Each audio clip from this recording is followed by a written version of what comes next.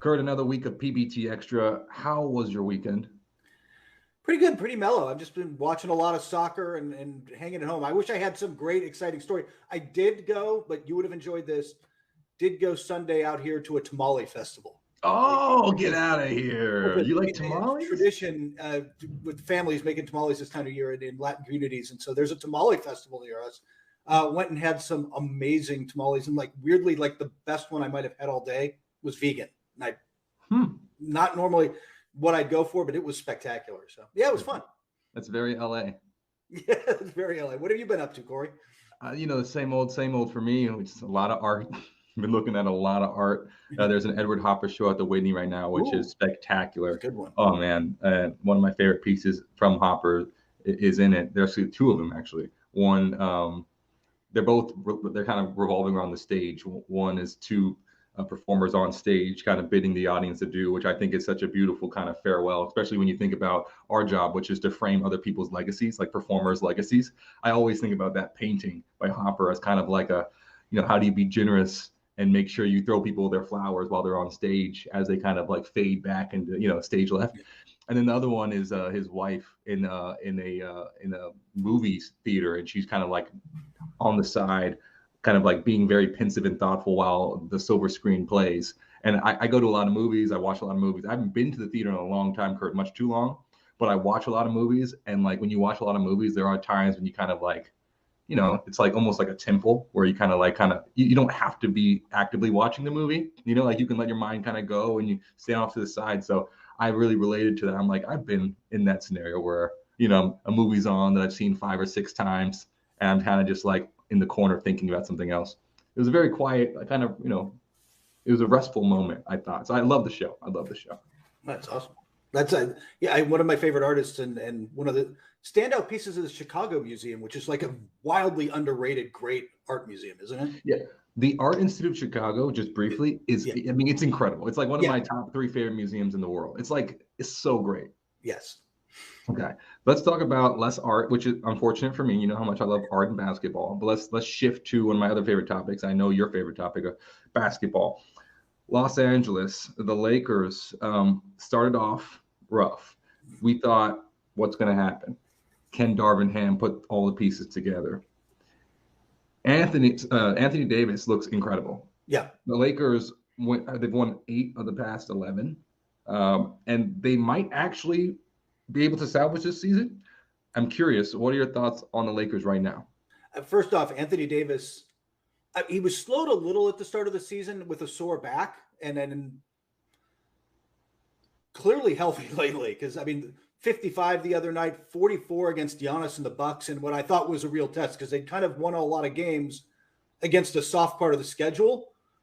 But the question was, could they build? To me, can they carry that momentum out of that soft part of the schedule up against it? And then they go into Milwaukee and beat the Bucks. So yes, he's been playing at a all NBA / I know people are throwing his name in the MVP conversation.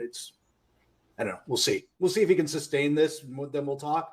But for the last few weeks, he's been as good as anybody. And they've just been fun to watch again, Corey, haven't they? Yeah.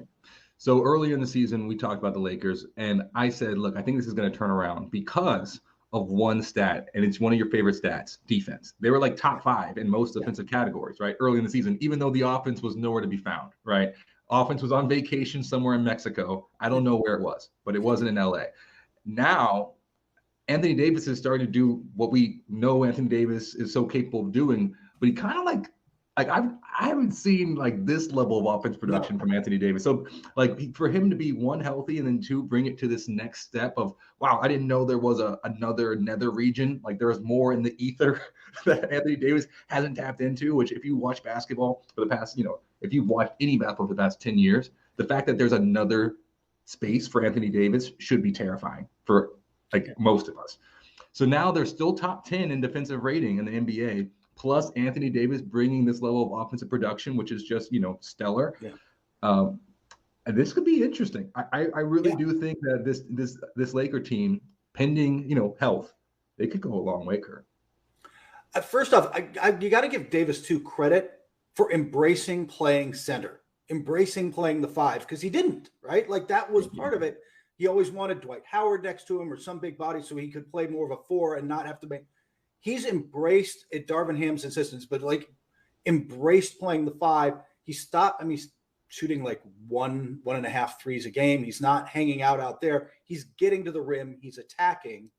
And then he's an elite rim protector and defender. And I think sometimes we forget that. And you saw it in the loss to the Cavaliers. He goes out 8 minutes in with what the team's calling flu-like symptoms. Jared Allen eats. Jared Allen just eats the rest of the night, scores 24 points. Jared Allen's not an offensive powerhouse. That is not why he's out there, but he's putting up points because he's not getting that contest in the middle. Davis means that much to this team right now. And I think that game was a reminder that when they're clicking like this, the Lakers are really good, but their margin for error is. Yeah, it could go either really well or really poorly. And that kind of, it's a mercurial quality, right? We're like, I don't know if that's a good thing or a bad thing to be, extraordinary, supernatural almost, or it's really bad. I did love your point on Anthony Davis. I think it's very well taken and very perceptive, because Anthony Davis, and this is a microcosm, maybe it's a bit of a stretch. You keep me honest, Kurt. But it seems as though, if you trace him, you kind of like trace the evolution of like where the big man is currently in the game. Like when he kind of first came in, I mean, clearly dominant, wanted to play, like you said, with like a 7-footer in the paint. And that was kind of like his, let me face up 18 feet out. Let me shoot threes. Let me stretch the floor. I want the ball in my hand. I can show all my arsenal of moves, which is extraordinary. He has an unbelievable game. But now he's starting to retreat and dominate in the paint. And there's just there are no answers, right? Because it's just, not only can he beat you on the perimeter, but then you look at his interior game and rim protection, elite rim protection. And one thing that I think is his most underrated element of his game is his outlet passing. Because like he is one of one time, I think it was 2 or 3 games ago, he got the ball and then passed it up to Dennis Schroeder, who wasn't even looking. Schroeder didn't expect the outlet pass to come that quickly. And it's like that level of outlet passing is like Tim Duncan, Karl Malone. I mean, that's like elite, because they understand, if I'm not running the floor, LeBron's running. And LeBron always runs the floor because that's how you get most of your easy pickups. So LeBron's ceiling in transition. Dennis Schroeder needs to look for the ball. And as soon as it's out of the rim, Anthony Davis passes up. That is like big man 101. And to see his game evolve and retreat back into the interior, I think is indicative of where the game is going for big men. I think actually that's a really good point, that he's kind of embraced playing that modern big. And I think you still need a kind of older school. Like it'd be great to have Jakob Poeltl on the bench or something, because sometimes you've got to break out. You're going to have to go deal with Joel Embiid, with Jokic. There is room for really elite traditional centers, but the game is going to evolve a little more towards this. I think you're right. And Davis embraced it. And by the way, the other guy who should deserve credit on that team for embracing, Russell Westbrook. Took the 6-man role and has been good in that role, to the point that, I mean, I don't think they could trade him anyway because that $47 million anchor of a contract, but it doesn't feel like it's weighing them down the same way because he's kind of embraced the role now. A light $47 million. Yeah, like a light. Yeah, it's a lighter burden for Laker fans. And I do think, as far as we're talking about embracing roles, another microcosm that comes to my mind is LeBron. You track his career, like he was the guy clearly whiling away in Cleveland the first time. Then he goes to the Heat. It's D Wade's team, right? It's like Dwayne Wade's team. But so he kind of had to be maybe what we see. I'm trying to think of another example because it's different. That was a very special team, but like it was still Dwayne Wade's team. And then when he then played that role for them, was wildly successful. Go back to Cleveland. He has, a number 1 overall draft pick there. That's his franchise, Kyrie Irving at the time. But then LeBron became the de facto leader. Kyrie had to be the number 2 guy on that team, which is like, once again, the ego thing. How do you, as a number 1 overall draft pick, become the number 2 guy? And we saw how that played out. Clearly he left. But LeBron was the guy and was able to be the guy and lead them to a championship. Now in LA, this is the stage of your career where LeBron is clearly there. How do you age gracefully? Because he's no longer the guy. He's still the leader. You listen to his comments, he says, like, as the leader of this team, I have to do this, this, and that. He still is the leader, sure. But it's clear that Anthony Davis, it's his time for him to be the number 1. So, how do you transition gracefully? that is a question that most superstars can't answer because they're not very good at it. So I'm very curious to see how LeBron willingly cedes to Anthony Davis this year. I think he's been really good at that, by the way. And you're right. It's not everybody. The easy one out here in LA to remember is how Kareem kind of passed the baton to Magic and handled that so well. LeBron still, I don't think anybody's ever played this well at 37. Remember, he turns 38 at the end of this month, and he's still a physical force of nature every night, and he did it against the Cavs.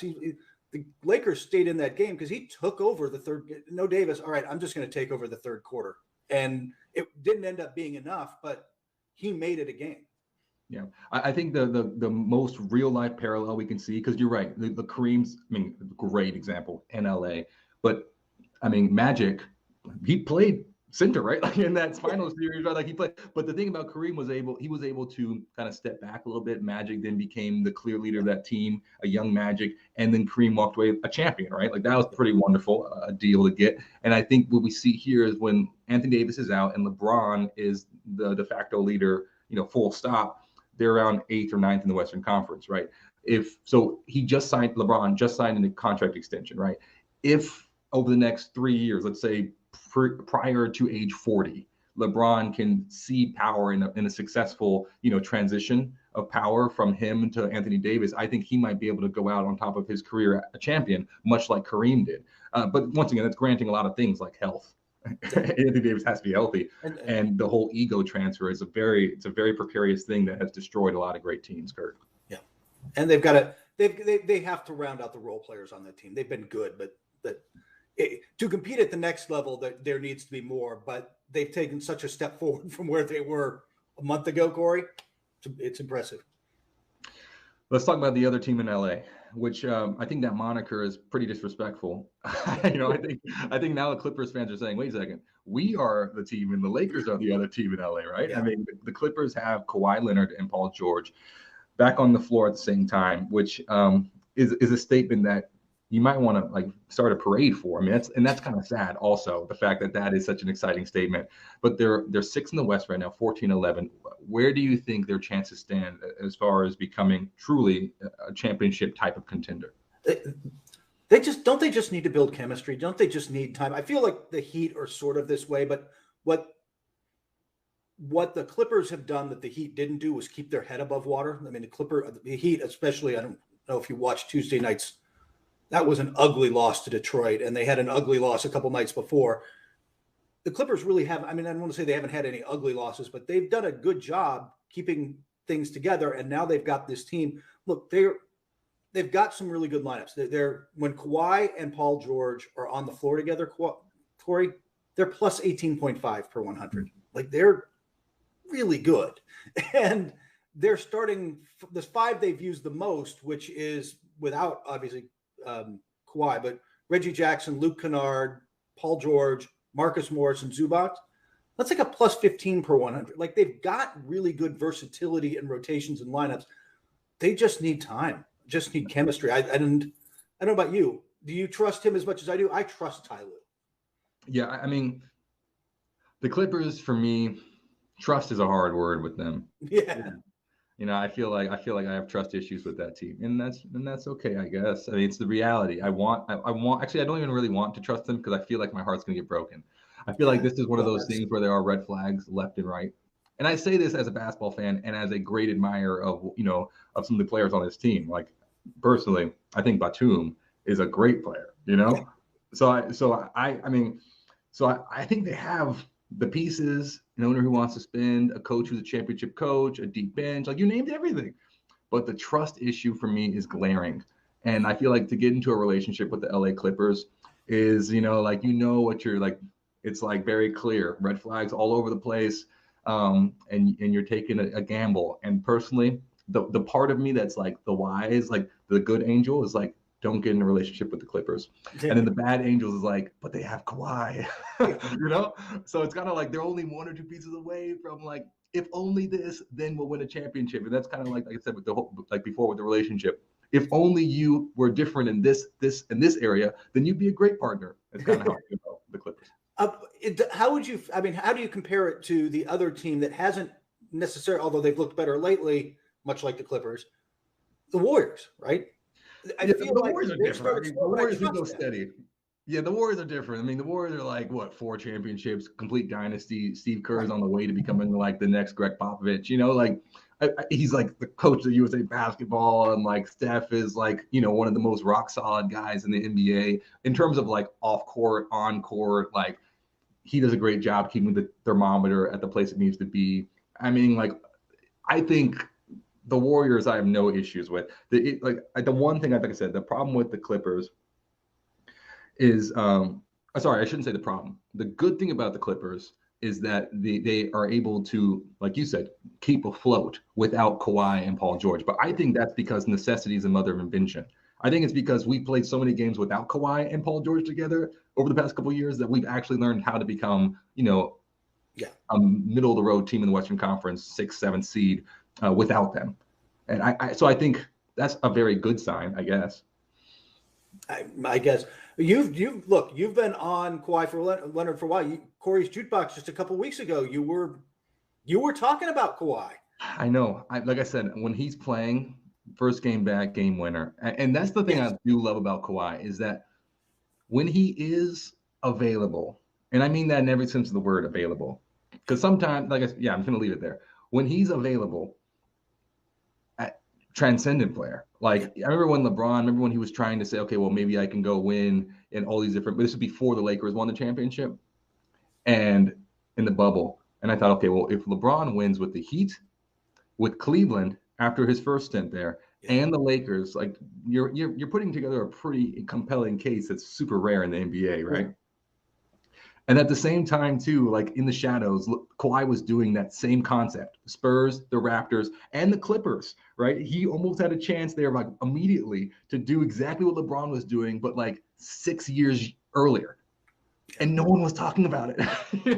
So that's kind of my thing about him is when he's available, the dude is like the ultimate assassin. It's hard for me to put him against anybody. But the reality is that he's just not available too much, hence that Autumn Leaves reference. Yeah. All right. Well, actually, that's a good transition, though. I think you want to talk a little about Sacramento. Corey's Jukebox, one of my favorite parts of our week and our conversation, because you have such a breadth of musical knowledge. It's just fun. So where are we going this week besides Sacramento? We're going to Puerto Rico. Oh, nice. Let me take you there. We're going to Eddie Palmieri. Do you listen to his music? I am not terribly familiar, no. He's a legend. I mean, like, that word is thrown around an awful lot, but Eddie Palmieri is like a legend. One of the greatest albums of all time is La Perfecta. It's like 30-something minutes. Highly recommend to listen to everyone out there who wants to listen to Eddie Palmieri to kind of understand his contribution to the genre. But this one is a different one. It's called Vámonos para Monte. It's a song that's about 7.5 minutes, and it will knock your socks off. This is like an incredible song, just pure like salsa. And like it makes you want to get up and dance. It almost sounds like everyone is just like, I don't know if you ever listened to like salsa music. Do you listen to like salsa music live? I'm familiar. It's not something I generally pull up on Spotify very often. It was not in my year-end wrap. Let's put it that way. Okay, got you. I listen to like concerning amounts of salsa. Like I listen to a lot. That's not concerning. That's good. I listen to a lot.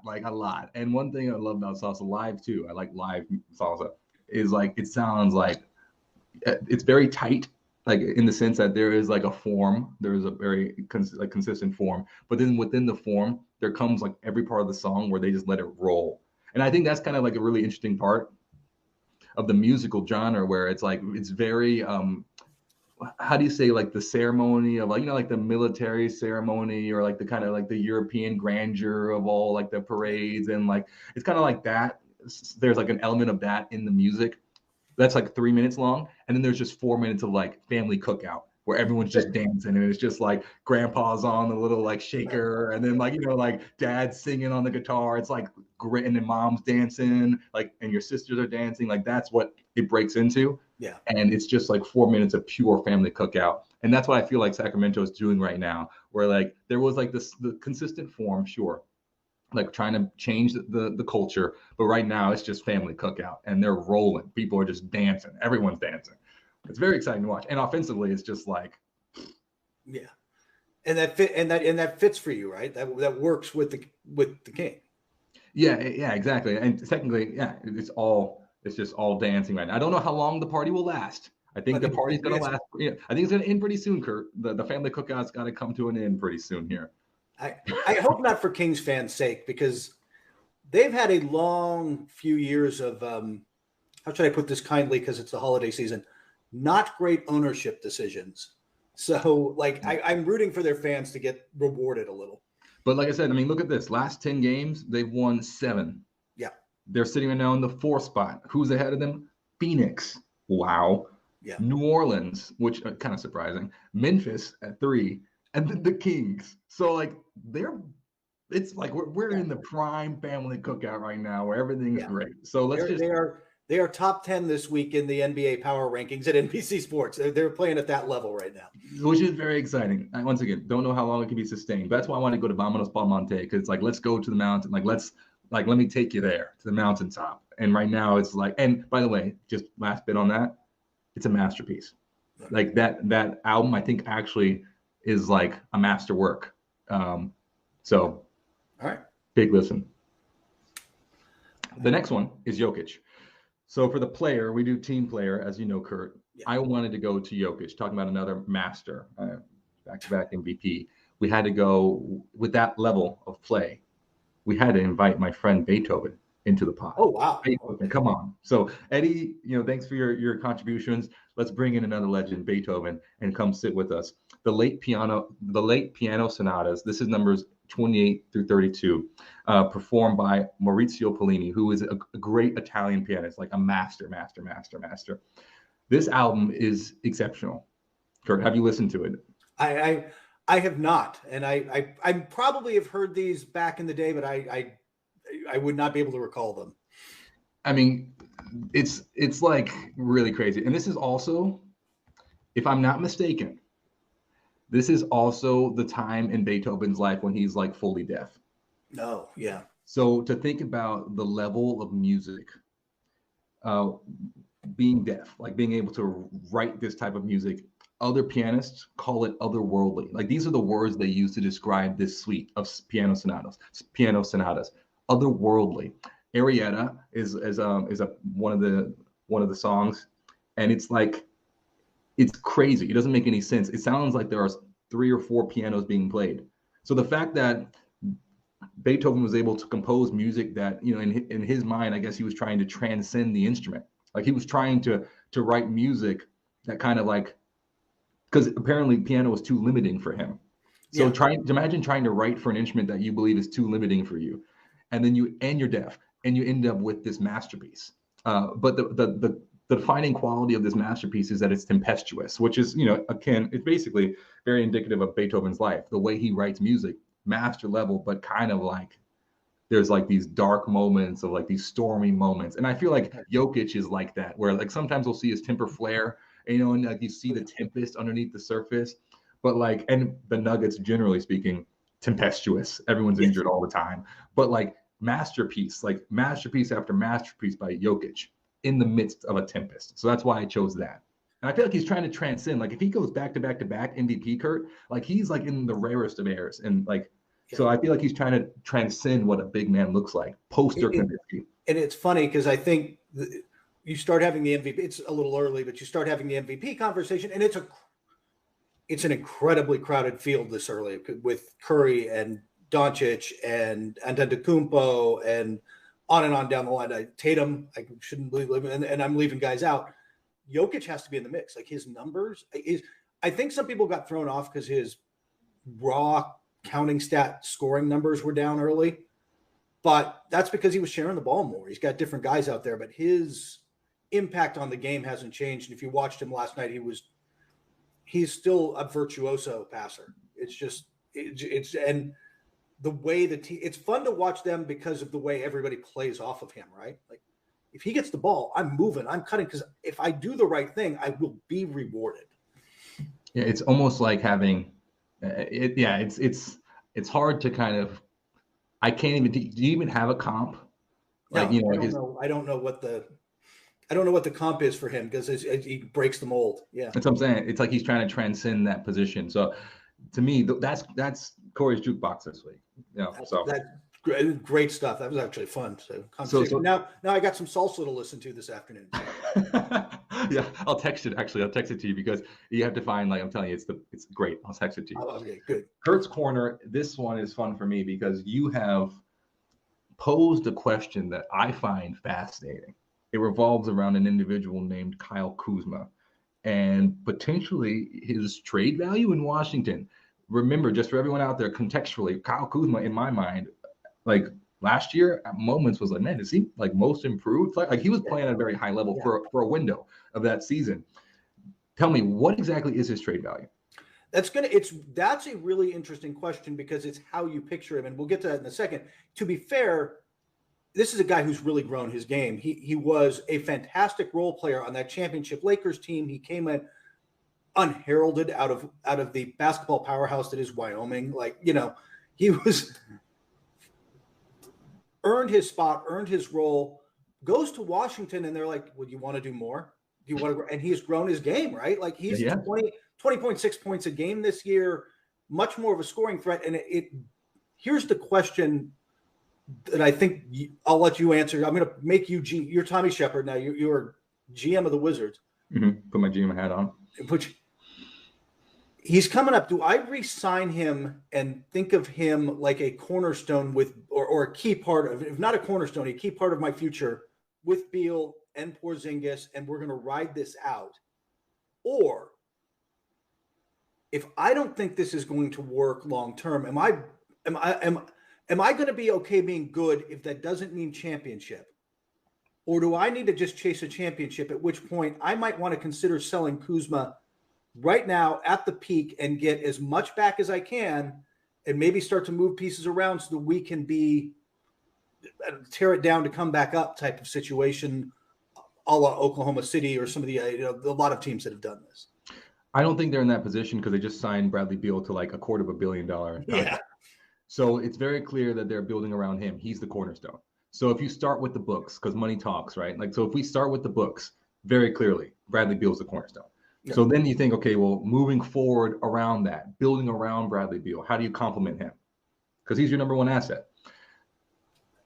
I don't think Kyle Kuzma is a number two, right? So then you're thinking, okay, well, is he at the current moment? Because you're right, he has been able to build his game tremendously. To me, he's very much like Julius Randle. So if I am Washington, I'm looking at what's happening in New York, and I'm thinking, did that work, right? Like Julius Randle growing from a bench player, role player type of, kind of contributor to the franchise face and an all-star. Zach LaVine that's a bad example. Let's stick with Julius Randle. That's probably the most direct comp. And I think that the New York experience is very clear that you're good, you can make the playoffs, you're not going to be a championship contender. So if that's your understanding of like, okay, well, what's good? What is our goal as an organization? If it's a championship built around Bradley Beal, then I think the answer is trade Kuzma while he's at a very high level. Let's build up his trade value and get as much as we can to support Bradley Beal and potentially the number two that you think Kristaps Porzingis could be, even though it didn't work in Dallas, right? So that was my first thought. If you do think, being a playoff team is better than what we've had for the past 20 years in Washington, then yeah, pay the guy, and then try to continue to build up from there. But I would do a shorter deal and kind of see it as a short-term stepping stone. Okay, like next 2 to 3 years, let's think how we can go from where we were to a consistent playoff team to then make that next leap, kind of like in the vein of like the Cleveland Cavaliers. And you might be able to get him to sign shorter term. He is happy there in Washington.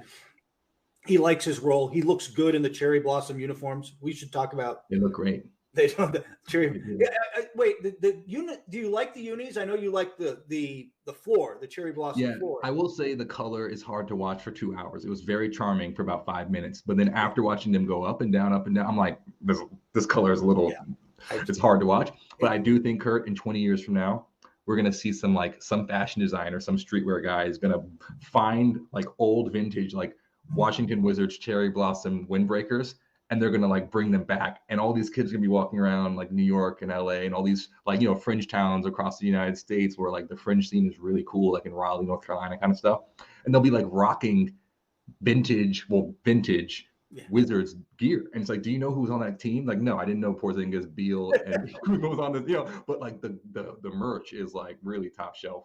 It is really good. And it's going to be interesting to see the teams that are reaching out, by the way, the mentioned teams. Look, if you're going after Kuzma, it's kind of a win now move, right? Like you are bringing in depth. So the teams that have come up, the Hawks who have struggled this year and are looking to move John Collins, and we don't have time to get into the issues there. The other one that's come up, which would be interesting, is Phoenix, where, look, they know they're good. They are sitting on top of the West. They get Chris Paul back. But I think that's fair if they're questioning internally, can we beat the Warriors when they're fully rolling and put, we talked about it earlier, potentially the Clippers, or Denver, or whoever else you think is going to be really good. Kuzma would help. Yes. The price going out and in, what you're going to have to send back and then re-sign him, and are you willing to pay that? They're not going to take on money right now because they're trying to sell the team. But would new owner, there's just a lot of questions there. But it's an interesting fit because I think for a team looking to make an upgrade, Kuzma's an upgrade for just about, unless you're Boston, you're pretty much Kuzma's an upgrade on your wing, man. That's a very fascinating point. It's a very fascinating thought experiment, Kurt. Yeah. So let's look ahead here, shall we? We got some pretty crazy matchups. I mean, Celtics, Suns. What? Clippers, Heat with Kawhi and Paul George back and Jimmy Butler back. I mean, Lakers at 76ers, Suns at Pelicans. Yeah. So which ones are you most excited for?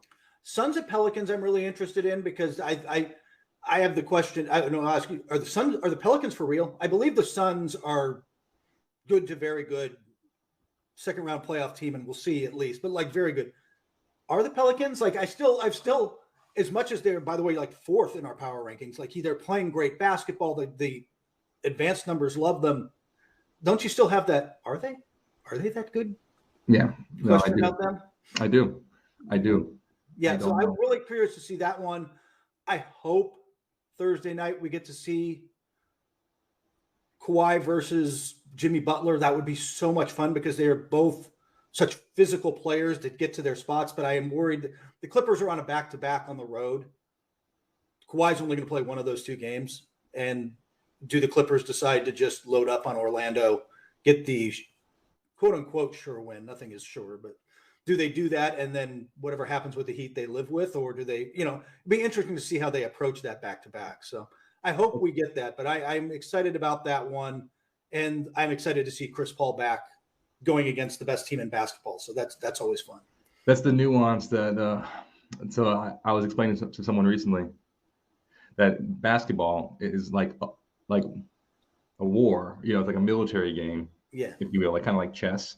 And people who are really good at it tend to be like military minds, just because of this exact kind of reason. And it's unfortunate for the league and unfortunate for fans because you want to see these matchups. But like you said, what are our resources? How do we allocate them wisely, on a road trip? And, thinking about health, thinking about standings, like if we're pretty good, we can give up a game, So then you start thinking about the whole arc of the season and like the little battles along the way and which ones do you need, like, strategic wins at just for positioning. Like we need to have land at this, naval like island so we can be close or whatever, or defend off these. Like it's all like almost like these people in a war room just kind of like making these kind of strategic long-term decisions and short-term decisions. So, but for us, like the matchup, if we don't get to see Kawhi, Jimmy Butler, that's just sad, But Corey, it sounds like you played a lot of Risk growing up.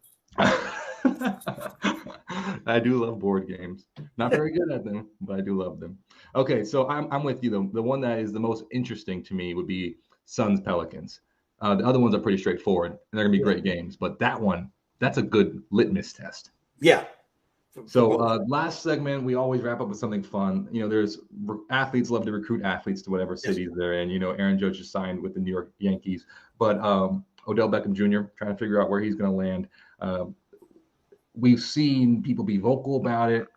I'm curious if you, out of all, let's just kind of like tabula rasa, all eras, all sports, whatever, you could recruit anybody and take them courtside to set at a game, for instance. Yeah. Who would you recruit and why? That's a good one because like I was trying to think of when Bruce Dan threw this at us, like some of the old stuff. But the thing that came to mind, because I'm a Newcastle fan and they're playing well and winning and right now and I've been watching a lot of World Cup. I'm like, hey, can we get Kylian Mbappe? Like, they don't need him. Like they've already got Neymar and Messi. Like they're fine in Paris. Like wow. I don't know that Kylian's looking to leave Paris for the northeast of England, the industrial northeast of England, but money talks sometimes, I guess.